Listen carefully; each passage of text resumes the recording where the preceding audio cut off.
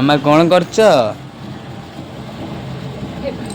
गछ से जो बाल्टी रे थिला दीटा गछ कतरे थिला ना ताको अलगा करके दीटा डिवाइड कर दीची माने गोटे बाल्टी रे दी प्रकार मंदार गछ लगे देइथले खाद्य दबा ए गछ रे खाद्य दबा खत तार खाद्य आनची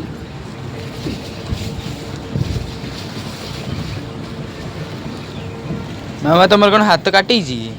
हाँ बा से गछरे से जो थिला ये काटुथली बाहर करथली काटी गला